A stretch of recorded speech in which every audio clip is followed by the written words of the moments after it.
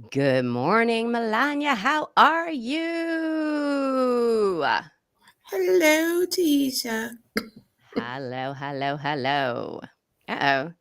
I'm going to flip us back to that screen so they can see who we are, just in case they're joining for the first time.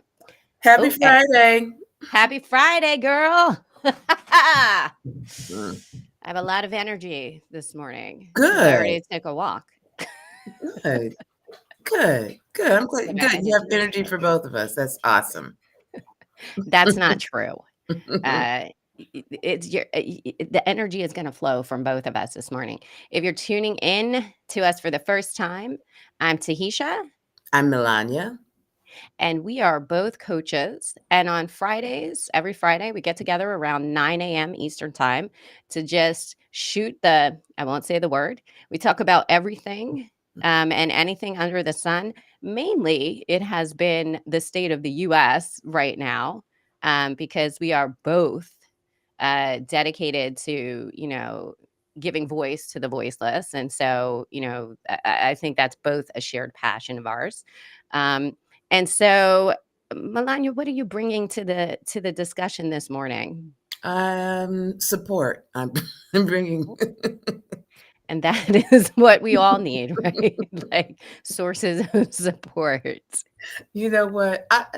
You and I attended something last night, which has been on my mind. Are you an agitator or a creator? Oh my Um, goodness, and I yeah. and that's something that I have been mulling around in my mind since then. So maybe after you get finished talking about what you want to talk about, which you shared with me, which is a cardinal rule, we do not share our topics before we is filling the brain drain one unscripted conversation at a time.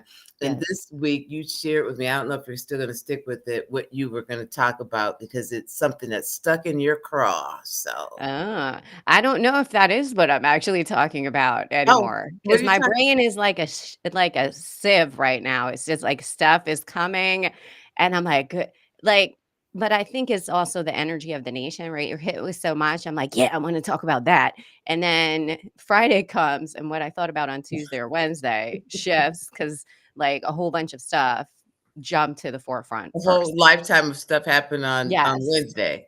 Yes. I was 51 on Monday, and now I'm 72. No. It's true. I wish It's it a weren't, but it's true. we all do, right? Today, what I'm bringing to the table is, I do wanna talk about science, which I don't think that was what I know, that wasn't what I was talking about the other like, that's why we don't share what we're gonna talk about. So I got to thinking about all of this stuff with RFK Jr., right? And autism and science research and all the defunding and the NIH. And so I'm really talking about the idea that, faster is better, that fallacy, and how when faster is better, the fallacy of that meets science, right? Science is slow. So we have a president in the US who is very like go go go in mentality and in what wants to see results for, and I think that is part of the issue as science meets this new administration. Like, what will that look like? What will the like budget cuts and shortcuts here, how will that, because I do feel like we're on a path for if we initiate some things, it will be very hard for us to recover. So that's what I'm talking about. But by the time we get to it, it might have shifted. Now And that happens sometimes. it does. That happens. That happens. Who's doing controls today? You or me? Um, I'll do controls. I'll do All controls. right, let's I go. feel controlling. Go I'm ahead. wearing black. Somebody needs If to. if my mouse moves towards that, let's see what happens. There we go. Here we go. Boom. All right. So, Here are our beautiful faces in case you wanted to see us full screen. Here we go. Let's go. so I'll start first. Agitator, creator. So we went to this first. I want to shout out the event. So let me just, do you remember the name of it off the top of your head? I'm going to Mm-mm. have to look it up. So yesterday, you and I attended, look at my calendar. It was called Rights in Restoration, and it was a virtual forum for, why can't I read the rest of this? For change and people leaders. And it was fantastic. Just want to shout that group out. It was fantastic. So many great speakers, so much great discussion, lots of like, I thought it was good. There were some things like maybe in the back of my head that I thought about later, and I was like, I'm in deep thought on this. But this is your topic, so I'm gonna No, you know what? I just thought one of the person who opened talked about, you know, Ernest, right? yeah, Ernest what Grimm. Yeah. whether you are a agitator or a creator. And I asked you, what do you think I am? What do you think we are? And you thought we were a combination. Um, um, but you know, when I think about it, I'm an agitator. I'm like a pebble in people's shoe. Oh. I like to stir things up. I hate the status quo.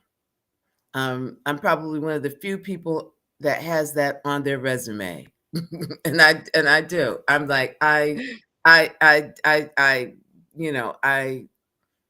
fight against the status quo. And in order to do that, you have to be an agitator. My mom used to say about me, Melonya, you have more guts than good sense, right? And I do, and it's true. And I tend to be fearless in rooms where people want to stifle themselves or to be stifled. And that's not me. I'm an agitator. I'm going to always speak the truth, even if it gets me in trouble. Well, Yeah. Well, and I just want to say Mm. that you say you're an agitator, and the reason why when you had like pinged me and asked me, "What do you think like we are?" And like the reason why I said both is like I feel like sometimes we are both agitators and creators almost at the same time simultaneously, like balancing that. I want to agitate, but I also want to suggest some creative options for solution. And I do feel like most people rotate between the two, like, maybe not doing both at the same time, but like, sometimes you have to agitate and sometimes you do have to be that creative bloom. And I've seen you be that creative solution style. Like you're very solution oriented. Very. And I just want to say what Melania did not shout out. She is a change management. Like she's certified in that. Like she can help you like do that. And you've helped me like shift my minds around some certain things that I do. So it seems natural that you would be sort of like dancing on the edge of like agitator creator. Um, I feel like last night maybe I was a little bit more agitated because I was like revolution or die. I forgot what I You said. I did said say something that. like resistance. Like, Yeah, you did.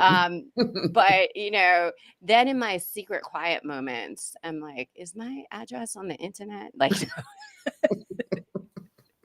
and I'm like, ooh, the fear kicks in, right? Like that's what keeps us suppressed. Is like, who's gonna come? I shouldn't, like you always say to me, don't put things into the universe. But I do think like No, say it. ag- I'm not gonna say it, but I do think people don't see the beauty in agitation, right? Like unless it's in the washing cycle. And then they're like, yeah, agitate my clothes because I know that means clean. But stirring up the pot is a good thing. Because if the pot's not stirred, it burns. Well, here's the problem that, I have really been, these are interesting times. And, I say you can always swap out interesting for horrendous, right? But Or effed up. that's true. I mean, but these are really interesting times. I never thought that I would be alive during a fascist takeover in America. But yet here we are. And I keep looking for the agitators. I think I didn't realize that we were a country of non agitators, right? And this is a time where those who have a spirit to be agitators really need to stand up. because this isn't status quo. It is what we're witnessing. We're Mhm. not going to gaslight ourselves, Yeah, right? And so but see, to be an agitator, you must be fearless. because it's risky. It's very risky. And I will say I've lost at least 3,500, 3,600 followers between multiple platforms. I've lost business over sticking with the DEI acronym. And I personally have thought, like, do I remove it? But that's not who I am. Like, that's not my truth. I do believe in diversity, equity, and inclusion. I believe in it under the umbrella of health, that it is all united together. Like, you can't have good health and well being in this country without equity and diverse voices and including people. Like, I don't know how you get there without that. It's really interesting that you because one of the conversations last night that hit the table was I call it language bingo, right? Mhm. Like, oh, okay, you're offended by DEI, so let's call it inclusion and belonging, or let's call it this, that, and the other. And I think it takes real agitators to say diversity, equity, and inclusion. We're gonna stick with that. We're Yeah. gonna stick with that, but also stick with all of the things like, for example, I'm old enough to remember, as we talk about DEI, I'm old enough to remember sidewalks that didn't accommodate wheelchairs. I'm old enough to remember that people who were not able bodied in many ways, they didn't leave the home.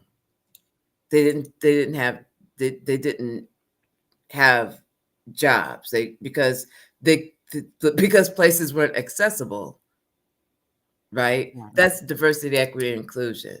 I went to the store, the supermarket, and every time I go, I I curse inside my head because of all of those slots, those parking spots that are assigned to people with who are disabled in some way, or expectant mothers, or people with small children. When I go to Wegmans, there's spots, and I was like, I'd like that first parking spot, but I'm not disabled, so I guess I'm not going to park there because morally it's not right. But all of these things did not exist prior.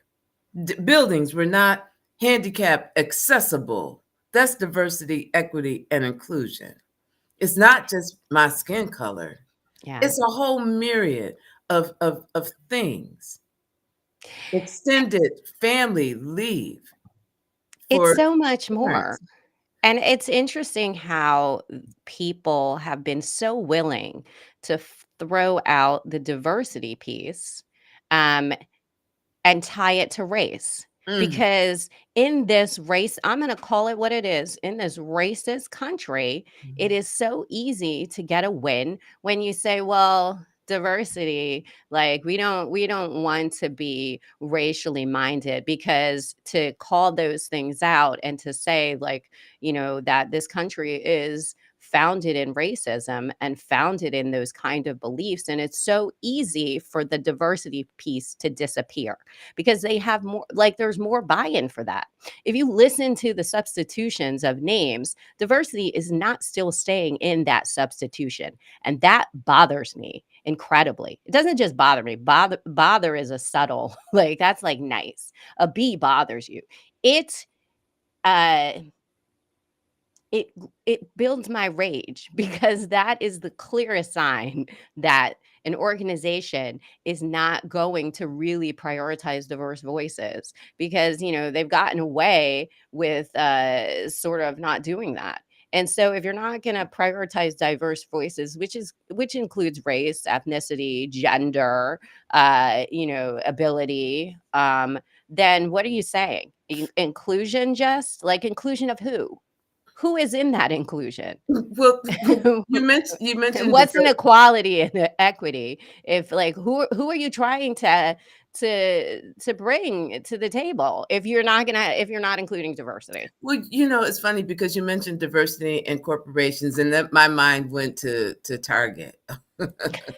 Did you know that recently Target called to the table Reverend Al Sharpton, and I think that there was another Reverend something Bryant. I can't remember his last name, but they called them to the table, or they called. I think it was those two individuals to talk about the situation with black. Diversity? No, with Oh, black just with folks, black folks. black folks who have boycotted. Because they dropped all their suppliers, like, they didn't just get rid of their employee engagement programs and their ERGs and their DEI employee stuff. They actively went a step even further, which is interesting because they were making a lot of money off of, like, diverse suppliers and diverse products in their store. They found They out. actively pushed them out, They're, like, they're in the they clearance their stuff, they're in the FO stage. Because which they brought, and I was like, what makes you think that Al Sharpton represents me? I'm just saying, because I've stopped shopping at Target, not because Al Sharpton said. When Al Sharpton started talking about a boycott, I was already a month or two into it.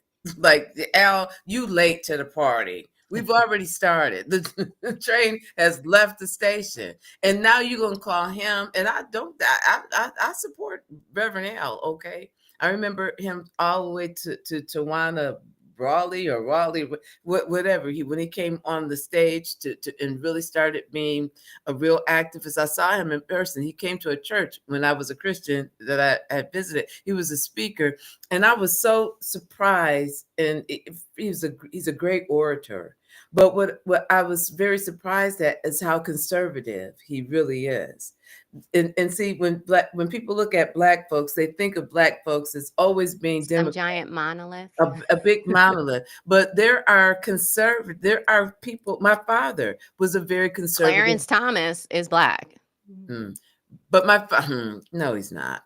But no, God, no. I just we Mm-mm. I don't even know how you know what? That's I'm like, just saying, like, if you're looking strictly at, like, skin color as, mm, like, "Hey, all no. black people are gonna think a certain way," that is not true. That is not true. My father was one of the He's most. and I'm not comparing Clarence Thomas and Al Sharpton, No, Reverend yeah, Al. because They are not the same they at are all, not the same. but I just wanna point that out. But his message to us was really, if I was very intrigued, because if a person who was conservative had been sitting in that audience that day, they would have realized that many of his values are conservative values, and that we're not a monolith. My father was a very conservative Democrat, right? I mean, he was black and white on some things.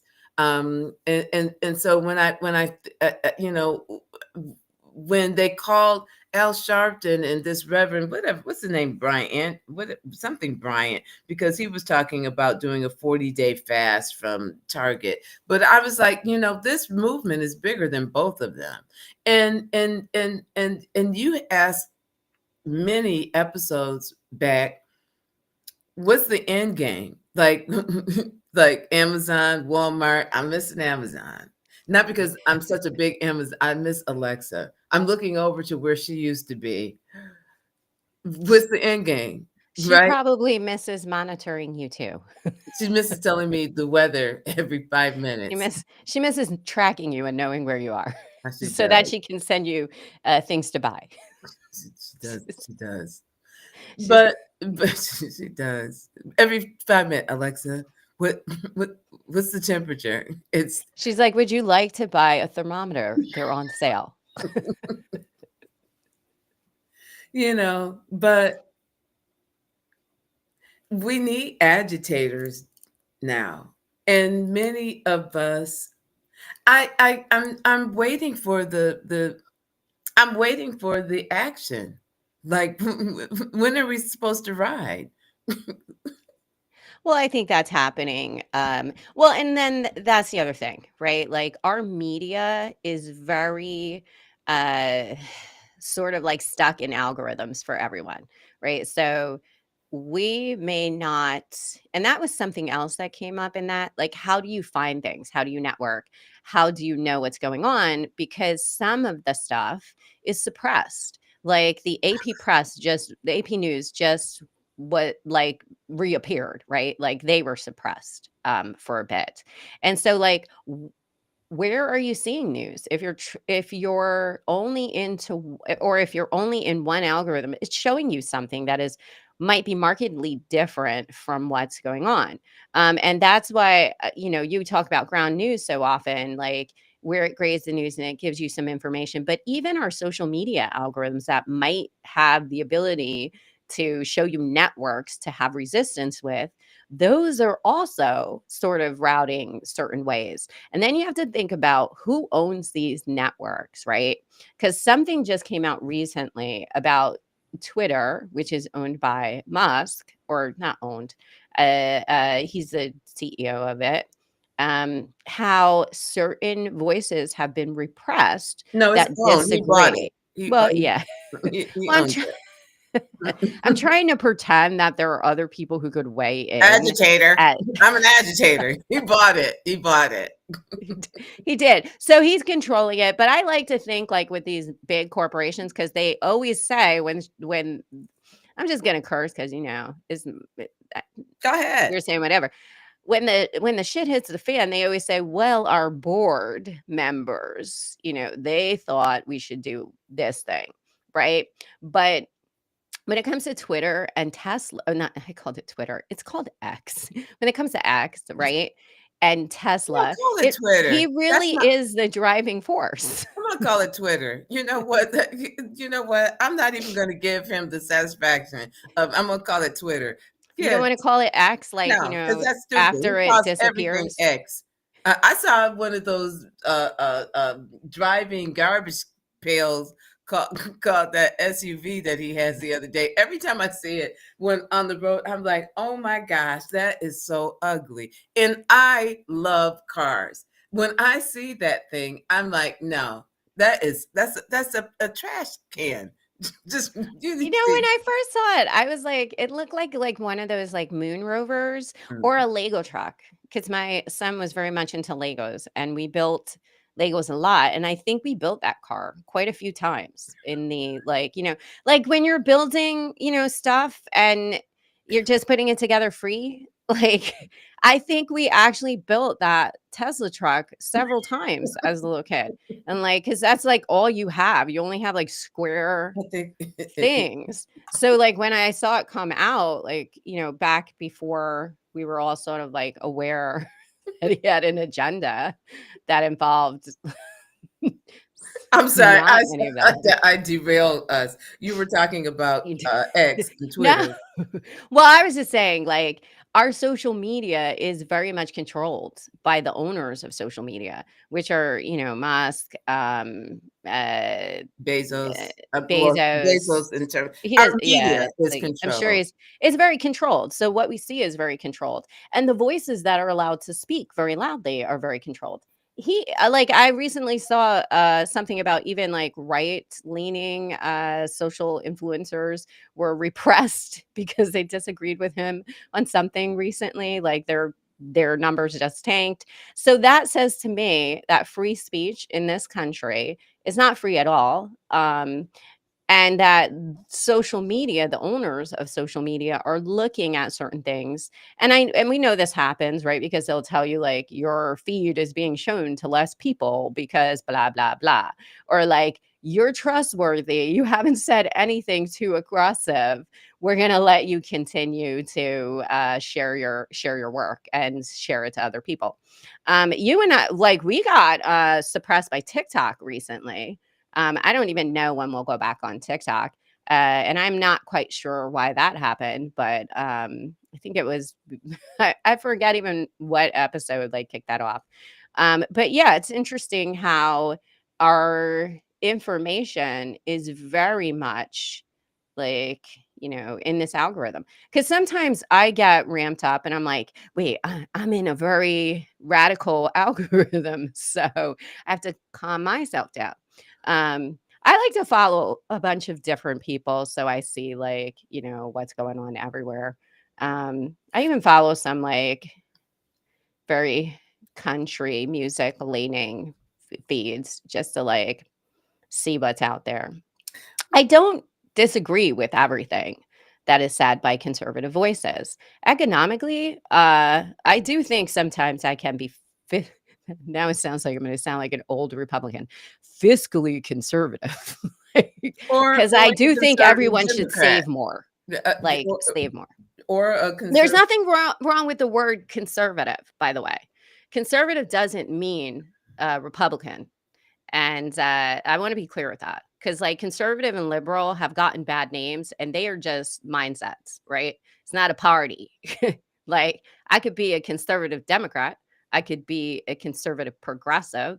I'm not a conservative. I could also be a a conservative leaning liberal when it comes to money. Um, but it's just like it's a modifier. But here's the thing: we can't even talk about conservatism and economics anymore because under the last Trump administration, they spent more than any other in terms of increasing the debt. So that is a fallacy in terms of being fiscally conservative when it comes to spending. But it is, again, just really interesting in terms um, of of of being an agitator or a creator in this time that we live in. And I think that a lot of folks are waiting for other people to be agitators Mm. before they join. Because, 'Cause it's scary. well, here's the thing too. So if I was just looking because when we were talking about, and I'm going to do some research on this, how many media outlets are owned by conservative people? Um, so the New York Times, which until I did my research, I didn't know that it was a publicly traded company, but a little more than 50% is owned by the Ox Salzberger family.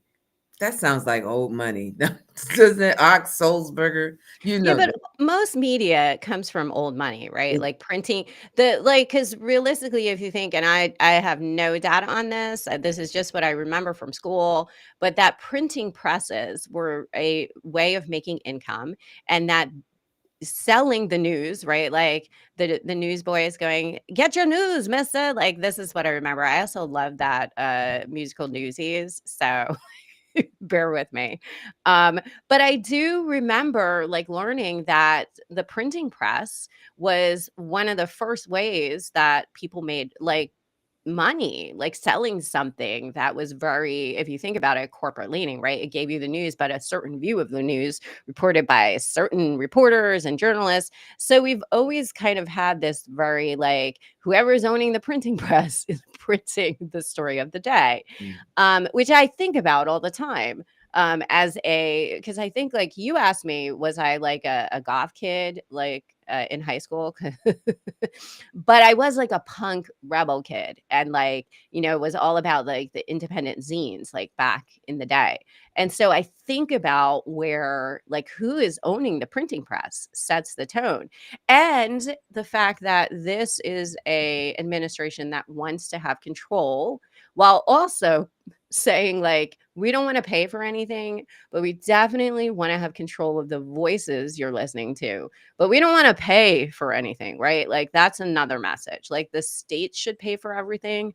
What we want to control over is the media, your banking, your money. But if you have Your any health, needs, your health records, yes, if you have any RFK. your information, but if you have any actionable needs coming out of that, we would like you to refer to your states and they will help you.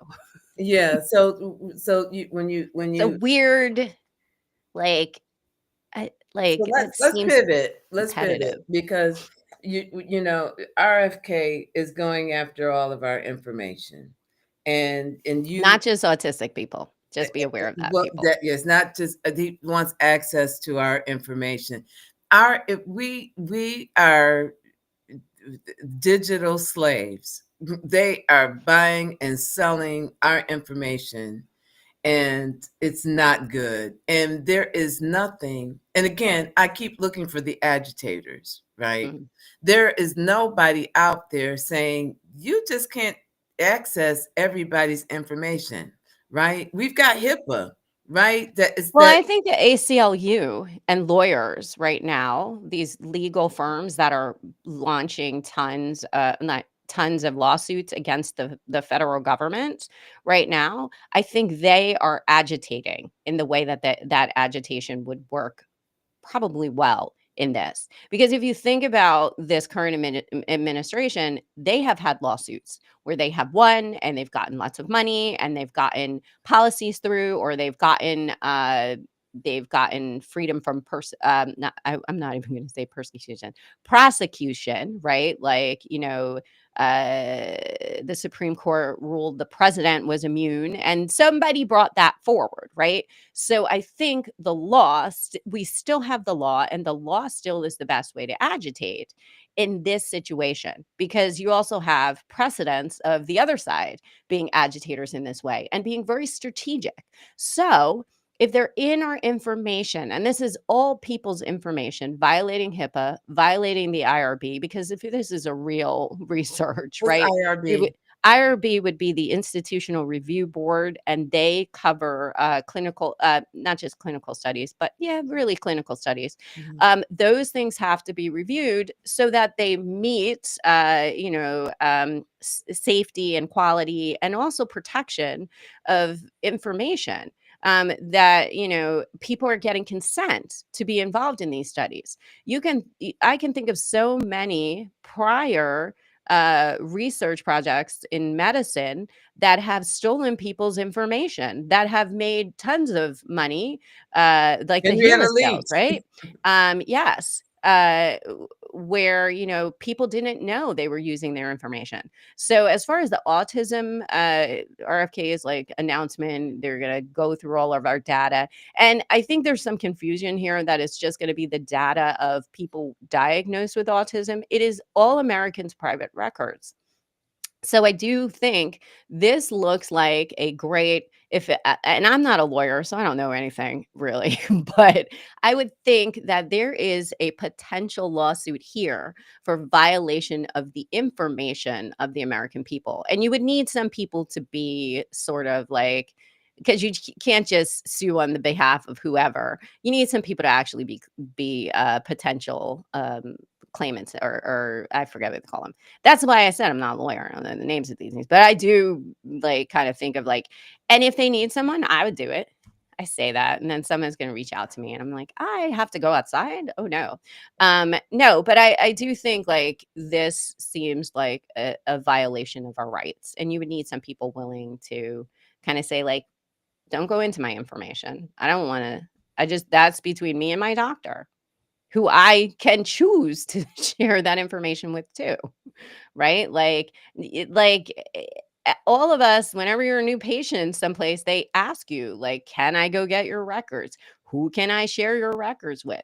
And I did not see RFK Jr.'s NIH like research project in there on anything I've signed recently. It's so Um, dangerous in the fact that you have access to people's information. You have access to all sorts of information that's nobody's business. Your HIV status, whether or not you've had an abortion, um, uh, whether or not you have pre-existing or whatever illnesses that you've had, some that are very personal, whether or not you've had miscarriages, all of the, whether or not you've had a sexually transmitted disease, all of these things in your medical records. you're in your medical records. And who has it, you know, genetics, because when you fill out information about yourself when you go to a new provider, you also talk about your family medical history, right? So not only are you invading my medical information, but you also now have access to the medical information or diseases or deaths or whatever of the people who are in my family, my immediate or extended family. This is such an egregious assault on our privacy. And I keep looking for what they add the voices. And yes, the legal system, the ACLU, which we can actually support. The Brennan Institute is another folks who are waging war, right? But we can put financial support behind Yes. this in terms of supporting folks. But the law isn't stopping them. And we're trying to like enact things after the horse is out of the barn. Well, but still, a part of me says there was a flaw in our laws that were established, right? So by executive order, he's been able to do some things because there's been a couple of articles that much of what he did during his first, and I'm talking about Trump, uh, during his first term was overturned by the next president, right? So the current administration saw the flaw in that and it is moving to make some things permanent that perhaps we should have made permanent or highly enforceable before this with greater consequences. Because everyone talks about HIPAA, but the reality is HIPAA is still a relatively new consequence or a relatively new idea. Um, and so it comes out of because I remember being a a staff educator and educating staff on this new law or this new policy that was HIPAA and what you could and could not do. Now we kind of think, and I forget. So it's got to be less than or around 20 years old. Um, we think of that as like, well, what about HIPAA? What about HIPAA? Well, um, I don't know if that will be overturned. If you can argue that, uh, the American public doesn't have the right to the privacy of their information when it comes to the government. I'm not sure what HIPAA says about if you were under military law, right? Like, is HIPAA still valid? Like, because a lot of things shift when you're under martial law and military law. If it's for the greater good of the country, can you argue that you can invalidate HIPAA? So I think this is a test of HIPAA too. Like, what does HIPAA mean? Because HIPAA um, often is between the provider and the patient, right? And the safety of your data when you talk about the portability of it, which means like sharing of it. And you know, when we were educating on it, we were thinking about the physician and the staff in the elevator, right? Discussing a patient and someone else overhears. And what is the Or consequence of accessing that? records. Accessing records when you shouldn't be in that record, Mhm, right? But mhm. we weren't thinking that the other person or the other thing in this might be the federal government, Right, right? Or the state. What happens when you're in a government that's leaning towards fascism? What happens to your information then? Because many of the laws that we have were written people to people, right? Like, right.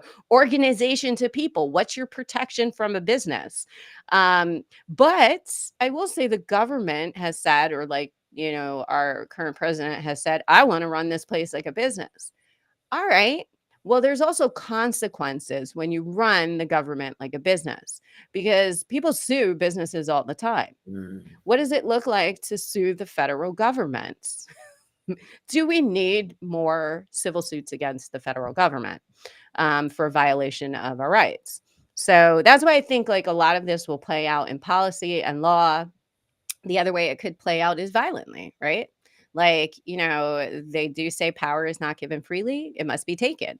So, what does it look like to take that power, not through legislation, but through action? Um, and I hope. my big hope is that the military, because we have one of the most powerful militaries in the world, that they remember their oath about the Constitution and protecting the Constitution, and understand what the Constitution entails, including, which was talked about a decent bit on that conversation we went to, the right to assembly, right? As people march and they assemble, the right to be safe, to assemble and speak your voice. And so I'm hoping that if there is martial law declared or the military's brought in, that they remember that in the US, we do have the right to assemble and to have our voice heard as part of our rights as, people living here. And due process, damn it, due process. I've said to myself a number of times that because of the 2 Trump presidencies, I have remembered more about my history and civics studies because he really challenges all of that, and we are woefully behind in terms of the protections of our what law protections of our information, right? And now we got RFK, who made a lot of people. There were a lot of people offended. I work part-time for an organization that supports people with autism and neurodiverse um, uh, um, uh, uh, realities, right? He made a lot of people angry from that population in terms of His obnoxious statements about the yeah. value of people with autism, I that think about autistic people will never pay taxes, they will never have jobs, they need their butts wiped.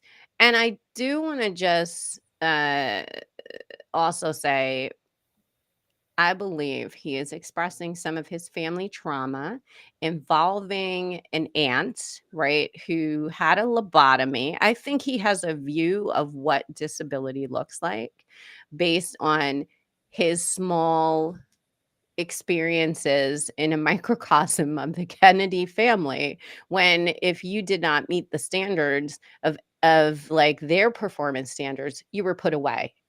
That you tried to fix whatever that difference was.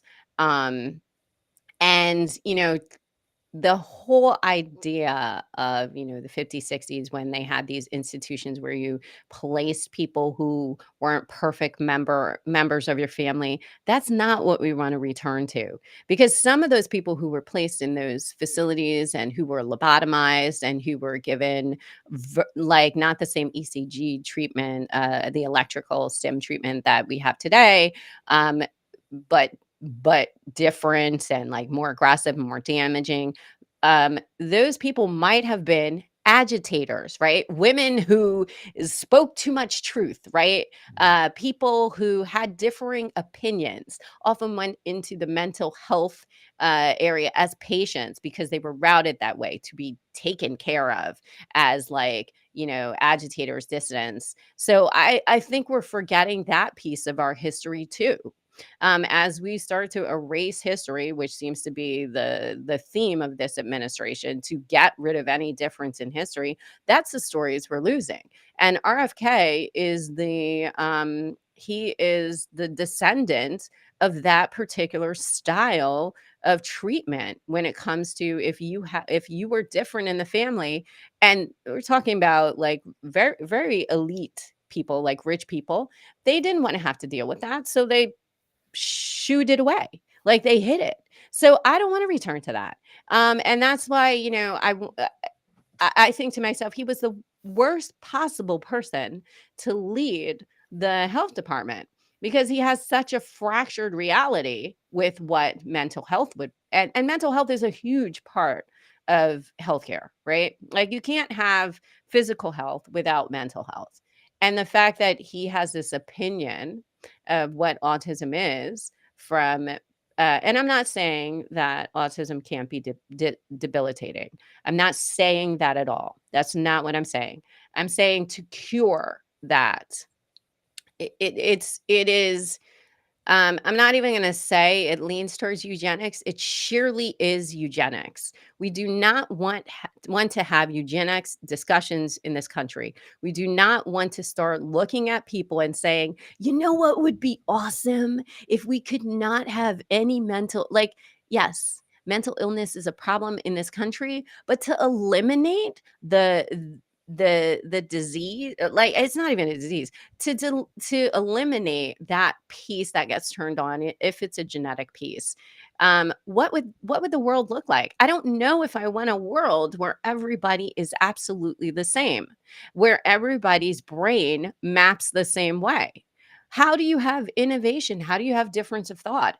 How do you have we're all thinking the same way? Let me just say this, right? What he is focused on is not about health. Because if it were about, see, we don't care about health care in this country, period. Right? I just saw through one of the executive orders, or one of the annihilation of our government. They cut funding to police officers for mental health Mhm. and counseling, right? That So, sounds smart. right. So we and or was it service? Well, we've also done that for veterans as well. So to claim that you have an interest in the health of the American people is a lie, because we don't. We're trying to cut SNAP and Medicare and Medicaid, right? The funding for those things, which are absolutely health related. So we really have no interest in the health and well-being of people in this country. And we absolutely have no interest in mental health, because geez, it's only been probably within the last, what, 10 years or less, that people feel comfortable enough to say that I'm in counseling, or I'm seeking therapy, right? And then if you go into certain communities, Black communities, it's changing some. In some, communities, people that it's a hush. Mhm. We don't talk about mental health issues. And we some folks have a, oh, ain't nothing wrong with you. Just pull yourself up by the bootstraps. Depressed. What you got to be depressed about, right? So framing this in terms of what you were talking about before, science is slow. Mhm. He's trying to, under the guise of trying to be helpful towards autism, which I don't trust. He's trying to gather all of this information, and From everyone, from not everyone. like, and I wanna call that out because this is not just a gathering of information of people with autism. This is going into your records, Yes. even if you don't volunteer it, to find out, well, is this person autistic? Because he wants to cure it by September, right? That's his date. So he wants to cure by September something that has been researched, has been looked at, like, but this man with no medical degree, None. no None. background in health, he has vowed a cure, like, by September. And so what is that cure gonna look like too? I wonder, for those who, like, I can understand refining the gene, like, where, like, what the genetics of that looks like, but how are you gonna cure it for people who are already here? What are you gonna do to us? We're already here. Or are you looking to tag us so you can know, like, what's the purpose? I don't understand the purpose of this. Um, Well, because it's not health related. It's invasive. It's not health related. And like and again, So we're in the April, and we're at April 25th. We're going into the end of April, May, June, July, August, September. So in 5 months, you're going to have a cure for autism? No, you're not. You are a vaccine denier. One of the simplest things that we could do. He was talking about cod liver oil or something for measles, right? And so now you want to access our information for what? For what purpose? Yeah, Yeah. it's very upsetting. Um, I know we're coming close to the end. I did want to just share some facts that I looked up about the impact of science funding cutting. So, so they're looking at cutting. There's a proposed $9 billion reduction in science funding. And so, if you think about science funding as not a short-term return, but a long-term return, right? Because science takes time.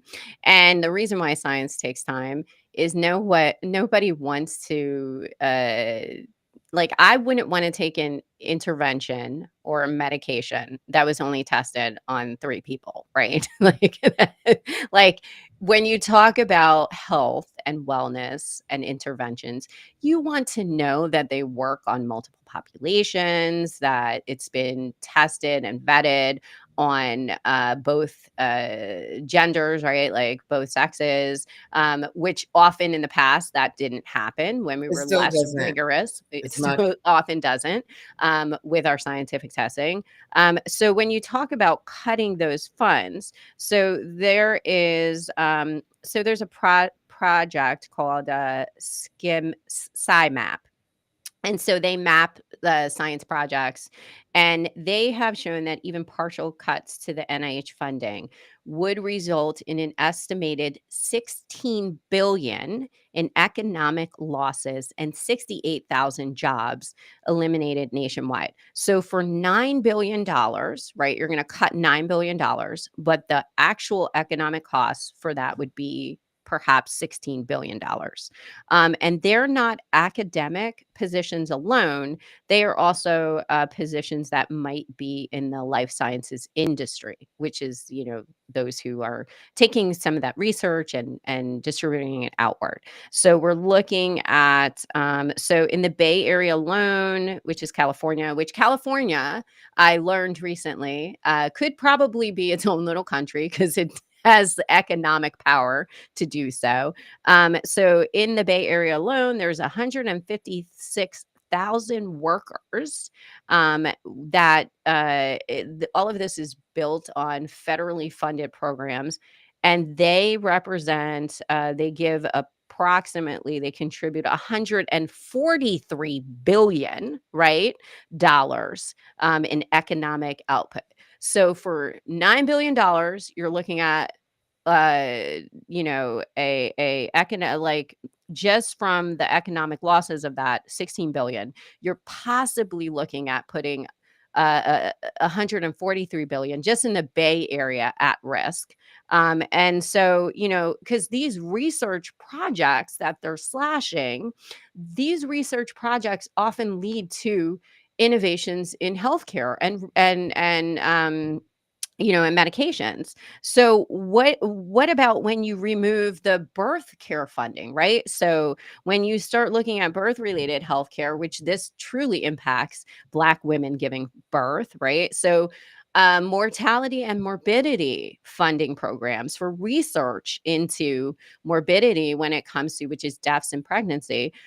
When you look at that, that's being cut. So when you think about what is the cost of caring for someone when they're critical versus preventative care, it's always cheaper, right? It's always cheaper.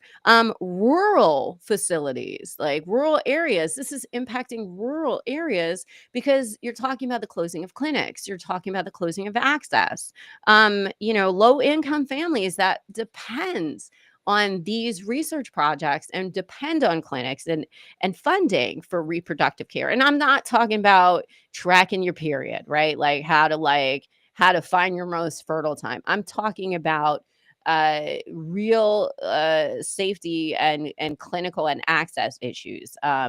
So there's this false sort of thought that I'm going to save some money today. Right? I'm going to show you, oh my gosh, I saved you, American people, $9 billion through my magical cuts. When in the long run, what I've done is I've eliminated programs that were actually saving much more than that, and helping much more people. So the question is, do we have the right people looking at? Because I'm not going to say that there isn't excess in government, there always is. Um, but do you have the right people on that team? And do you have the right agenda in mind? Like what is the purpose of these cuts? Are they because they seem to be targeted towards uh low income families. They seem to be targeted towards LGBTQ plus projects. Um, all of the groups that have been targeted by this alt right, which I'm going to say white supremacist, right? Like, I'm just going to call it what it is, administration. Like, this in the long run does not help the United States as a whole.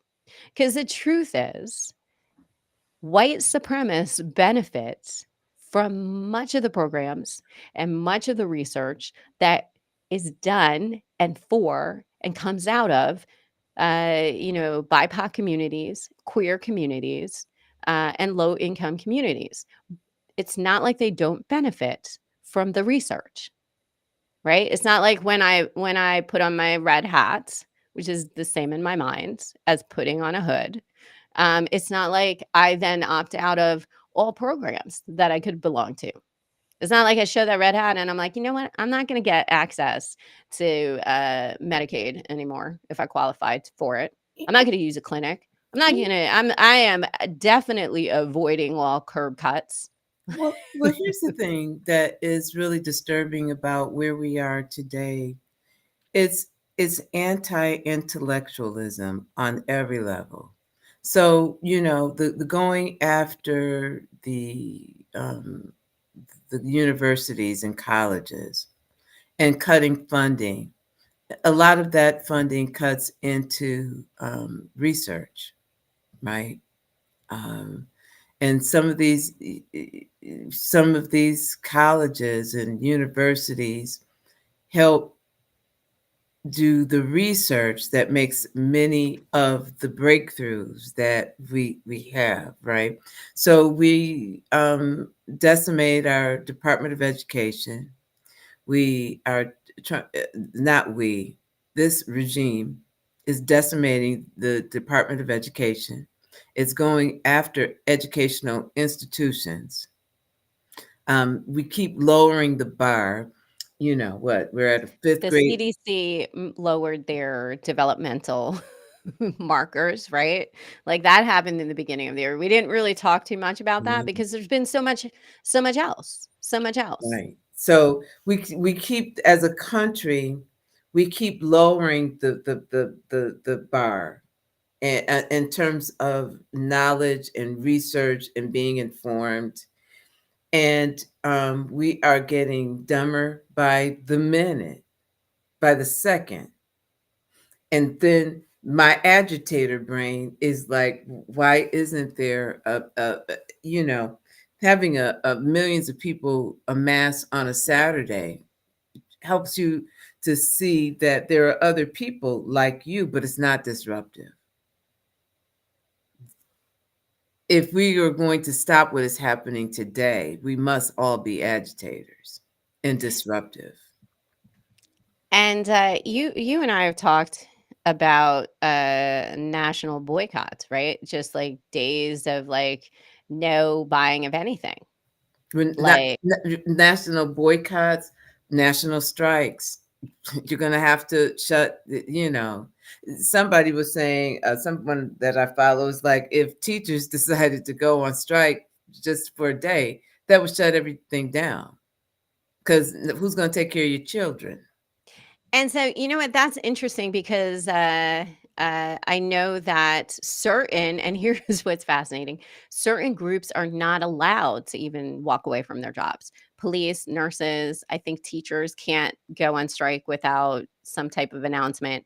But it's a fascinating like concept that we already have some laws in place that prevent us from actively sort of being agitators, from Yeah. saying like we're going to walk out of the job every single place, right? Because there's some controls to that. So it's almost like there's some foresight to one day people may want to have a powerful voice, and here's who we're not going to allow to be involved in that, because that truly shuts down the country. But there's nothing that really says we have to obey that. And I put that out as a nurse. And the reason why I throw that out there is we have an administration that is actively not obeying legislation. Agitators. We need to be, we need to have, and here's the thing, if you have PTO, if you have a day, do I take a vacation or do Well, I, you know what? That is for nurses and police and fire, it's a little different. it You is have to different. request for it. But I will say, what's to stop us from 4 hours or even an hour or 2 hours of we don't go. No go. No go, Yeah, sorry. and there's some things, right? If An I, hour would break the country with but police and firefighters and nurses and but healthcare. here's the thing. So everybody cannot resist in the same way. Well, yeah. I don't want nurses and doctors not to show up because they are This is very hypothetical. no, Okay? no, Very they're I truly do. needed and it's dangerous if they don't show up. I want our police to show up. I want firefighters to show up. I want nurses and doctors and healthcare practitioners to show up. So their resistance might look different than everybody else's. But for others of us, there is going to come a time when we have to say, we're going to shut down the economy whenever we want to. And we don't have to do it. We don't have to have a prolonged shutdown of the economy, but we might say, this Friday, yeah, we're going to use a PTO day. We're shutting down the economy, right? I say we just don't pay our taxes anymore, You just can't, federal but it taxes. gets I us. know you do that. That's let's be real. I know. They get it before we do. They get our money. They Isn't get that all some that. shit? Now, when you stop think Yeah. about it, that somebody's got their hand in your pocket, like before you, who have actually done the work to earn this money. Before you get any of it, we're gonna take our share. And how about this? And we're not gonna give you anything for it. Yeah, taxes is well, that brings us back to like why they dumped the tea, right? No taxation without representation. So, we're a little bit over time. That's my bad. I was in control of controls and supposed to be telling us things like that. But I want to leave us with that. No taxation without representation. And do we feel we're being represented in this current administration? Is it time to throw tea into the bay? Maybe it is. Or maybe here's another thought, and I always say this: succession, right? Like the states can succeed. And with the announcement that California is an equal country, fiscally makes Economically. economically as Japan, I think, right? Like they have trillions of dollars. New York also has trillions of dollars. What does it look like when the big players leave? Or threaten to leave or threaten to pay taxes in a different way from those states. Because let me just say, those states have incredibly high taxes. And what does it look like if federally you're like, I'm only going to give you like not that? Like, I'm going to give you what Agitator. maybe say, yeah, like what does it look like for California to pay the same amount of taxes as Arkansas pays Mm. to the federal government? Because there is a difference in what the different states pay federally. So what does that look like? Because there's a lot of banking on the moneymakers in the country to support the ideas that maybe they don't agree with. And I'm not going to say that all of California is blue leaning, because they're not. Mm. Um, They have money, and capitalism loves a good fascist show, let's be honest. Because it's all about control. It's about money. So, but that said, this was fun. It's always fun. No, it's It's always fun and thoughtful. And anything else anything you're working on this week? What am I working on this week? I think I shared with you. I am working on a presentation for women who are cancer survivors. And actually, I'm going to be delivering that in June. So I am still kind of formulating that, and feel very honored to be able to hold space with folks, and it's making me look at things such as radical acceptance, right, Mm. and how that plays into um our goals, and accepting where we are in this moment and making goals for the future. So it's really something that I'm really enjoying putting together. I'm also working in terms of my day job, working to create some organizational and culture change. And I've shared with you by holding focus groups and working with the executive leadership team to make some really needed changes to make the organization more sustainable. So these are some of the things that I'm doing that I'm really loving, actually. Oh, that's awesome. And for the one for women cancer survivors, that one, is that for anyone can attend that, or is that for a certain organization? Or are you gonna like It's share when it it's comes it closer how y to attend? yeah, it's gonna be an in-person event, but it's through Roswell Park, which is one of our, it's a cancer institute here. And so they organize these community conversations.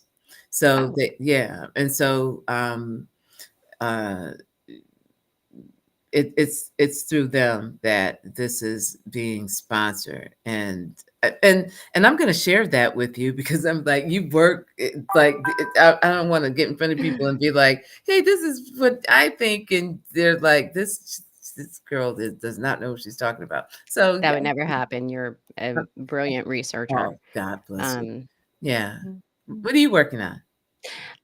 So I am working on like, still doing I do want to just say like I'm working with a publisher who has just an incredible vision towards make ensuring that the content that they put out really is not just inclusive but thoughtful. And so I've been working with this particular publisher, and I wish more medical publishers, more medical organizations, healthcare organizations thought about the different types of people reading their content and really made it accessible for everyone. So I'm still working on that project. I love that project. And the other thing I've been sort of working on is like a virtual course on like health equity that I've been working on in the background for my site. And then one more thing I'm working on, which I'm trying to formulate with my brother. My brother is in the music industry. I've talked about him with you a few times. And so I would love, like, we're trying to come up with a way to do a very healing in person workshop at his studio that leaves people with a sense of resilience and also with a song, right? So we're trying to figure out how to merge the concept of songwriting and health equity, growth, resilience work into an empowering workshop. So that's what he and I are trying to pull together. So I'm That's hoping we can like weave it together. Though his wife said to me, I don't know if people will like resonate on this. So I'm curious if people listen to this, like, is that something that like is I'll do a poll probably about that. But I do feel like that would be like a fun and resonating thing to do because I love music and I think music heals. I'd it. love to leave something like that with a song, right? Like you leave with a song, like a creative spark of a song, while also having some. resilient stuff. So Sound is sound. I'm very, very impacted by sound. Very noise, sound. Um, uh, uh, uh, God, it wasn't last year. The year before, my cousin who had cancer. I went to visit him a few months before he passed, and he is a healer, right? And he uses sound bowls, right? mm, And he did that for me, and I was in tears. Um, Sound is very healing. So, yeah. so that kudos to you. Yeah, it can be very healing, very Sounds like a fun empowering. event. Yeah, we just have to weave it together, and we also have to find the right place to sort of like, I hate to use the word market because like, but you have Well, to no, find, yeah, yeah. market because So people need to know about it. yeah, so Cool. to share that in because it's a beautiful space, and I think it has the possibility to be a beautiful event. Yeah. So that's what I'm working on. Cool. Oh, this was such a good morning. Oh, yay. Yay. Okay, my bad. I kept us over. I am going to close us out, and thank you for being here, those who joined us and listened, and we will see you next Friday. We had a good time and hope you did too. Join us each Friday as we fill the brain drain one unscripted conversation at a time. Like, subscribe, and share. Help us spread our reach on YouTube. Until next Friday, stay curious.